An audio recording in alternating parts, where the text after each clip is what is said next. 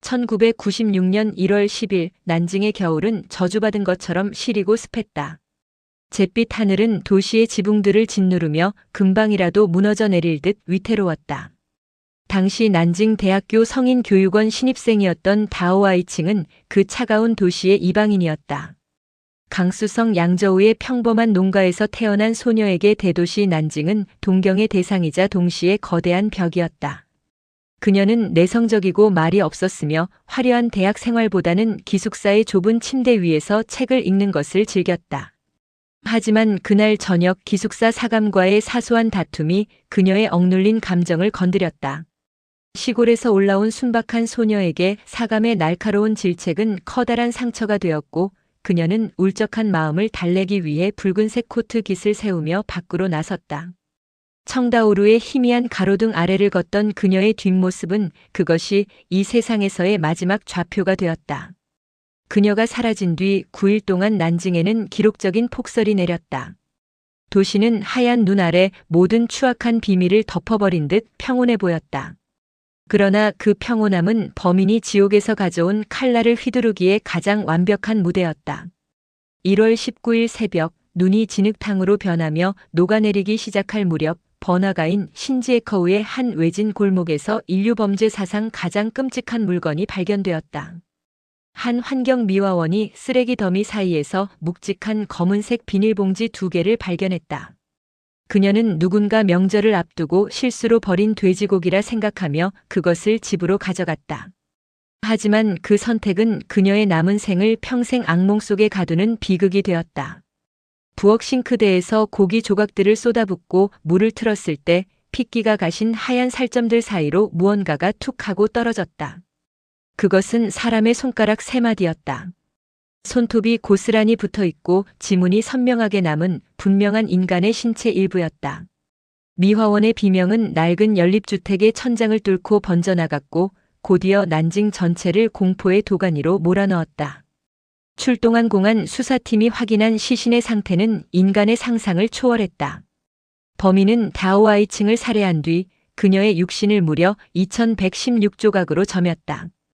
이것은 분노에 찬 난도질이 아니었다. 살점 하나하나가 마치 전문 요리사가 샤브샤브용 고기를 준비하듯 0.5cm의 일정한 두께로 얇게 점여져 있었으면 뼈는 단 하나도 부러뜨리지 않은 채 관절 마디마디를 완벽하게 분리해낸 상태였다. 더욱 경악스러운 점은 모든 조각이 뜨거운 물에 삶아져 있었다는 사실이다. 범인은 시신을 삶음으로써 혈액을 응고시켜 혈흔을 완전히 제거했고 이 과정에서 피해자의 세포 구조와 자신의 DNA를 포함한 모든 생물학적 증거를 증발시켰다. 수습된 시신 조각들을 펼쳐놓았을 때 현장에 있던 베테랑 형사들조차 구역질을 참지 못하고 고개를 돌렸다.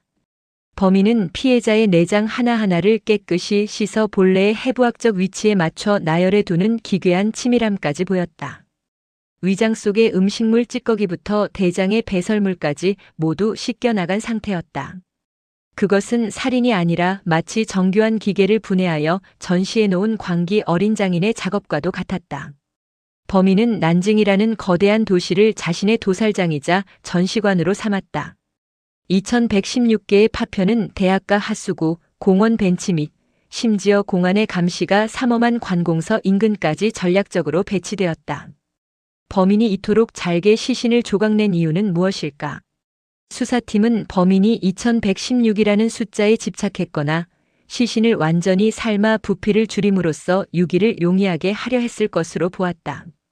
혹은 시신을 삶을 때 발생하는 특유의 냄새를 즐기며 피해자의 존재를 물질적으로 소멸시키는 과정에서 신이 된 듯한 황홀경을 느꼈을 가능성이 컸다.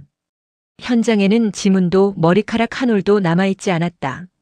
오직 증기를 내뿜으며 식어가는 살점들만이 그 밤의 잔혹함을 증언할 뿐이었다. 범인은 피해자를 죽이는 데 그치지 않고 그녀의 존재 자체를 원소 단위로 분해하여 도시 전체에 흩뿌려버렸다. 다오아이칭의 영혼은 갈갈이 찢겨나갔고 그녀의 육체는 이름 없는 고기 조각이 되어 차가운 대야 위를 떠돌았다. 수사팀이 확보한 봉지들 안에서는 다오아이칭의 옷가지들도 발견되었다. 붉은색 코트는 조각조각 잘려나갔고 그녀의 속옷은 마치 전리품처럼 특정 장소에 배치되어 있었다. 난징의 모든 학교에는 조기 귀가령이 내려졌고 거리에는 무장한 공안들이 깔렸다. 하지만 보이지 않는 사냥꾼은 이미 어둠 속으로 숨어버린 뒤였다. 사람들은 서로를 의심하기 시작했다. 옆집에서 나는 고기 삶은 냄새에 소스라치게 놀라 경찰에 신고하는 일이 빈번해졌고 정육점 주인이나 외과 의사들은 잠재적 살인마 취급을 받으며 조사를 받아야 했다. 도시 전체가 거대한 공포의 감옥이 된 1996년의 겨울이었다. 사건 발생 직후 난징공안국은 수천 명의 인력을 투입해 유례없는 특별수사본부를 조직했다. 수사팀은 범인의 범행 방식이 보여주는 극도의 전문성에 주목했다. 인간의 신체를 2116조각으로 나누면서 뼈마디 하나 손상하지 않고 근육과 신경을 분리해낸 기술은 의학적 지식 없이는 절대 불가능한 영역이었다. 공안은 난징 내의 모든 병원, 의과대학, 정육점, 심지어 군대의 의무병 출신들까지 이잡듯 뒤졌다. 특히 대량의 물과 연료를 사용하면서도 시신을 삶는 냄새를 감출 수 있는 독립된 거처를 가진 독거 남성들이 수사의 최우선 순위였다. 하지만 수사는 번번이 벽에 부딪혔다. 범인은 단순한 살인마가 아니라 수사 시스템의 맹점을 완벽히 이해하고 있는 지능형 범죄자였다. 1990년대 중반 중국의 열악한 법의학 기술로는 삶아진 시신에서 범인의 DNA를 추출해낼 수 없다는 점을 그는 정확히 이용했다. 범인은 시신 조각을 유기할 때조차 공안의 순찰 경로를 비웃듯 가장 번화한 곳과 가장 후미진 곳을 교차하며 봉지를 던져두었다. 이는 공포를 극대화하려는 의도적인 연출이었다. 취조실의 차가운 조명 아래 수많은 용의자가 섰지만 물증은 단 하나도 없었다. 범인은 마치 투명 인간처럼 난징의 거리에서 사라져버렸다. 도시를 잠식한 괴담은 더욱 잔인하게 변해갔다. 사람들은 밤마다 신지에커우의 골목에서 아주 가느다란 칼질 소리가 들린다고 증언했다. 슥슥.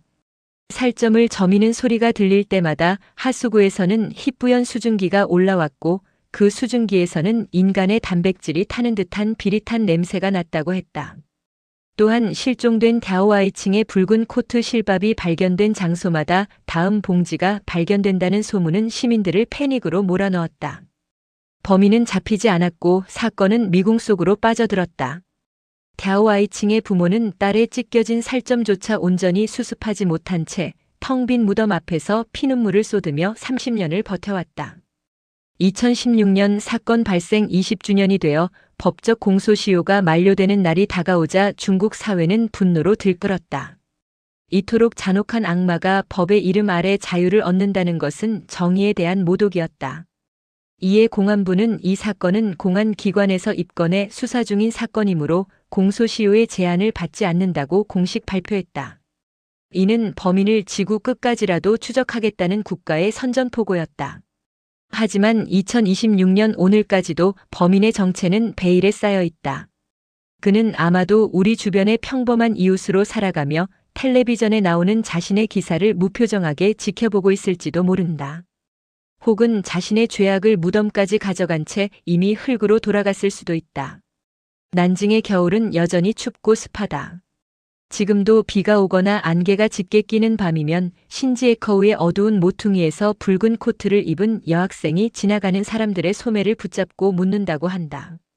제 몸 조각 다 찾으셨나요? 만약 당신의 등 뒤에서 무언가 끓는 물의 수증기 냄새가 나거나 아주 가느다란 숫자를 세는 소리가 들린다면 절대 뒤를 돌아보지 마라. 2116. 범인은 여전히 당신의 등 뒤에서 자신의 마지막 조각을 완성할 신선한 재료를 찾고 있을지도 모르니까.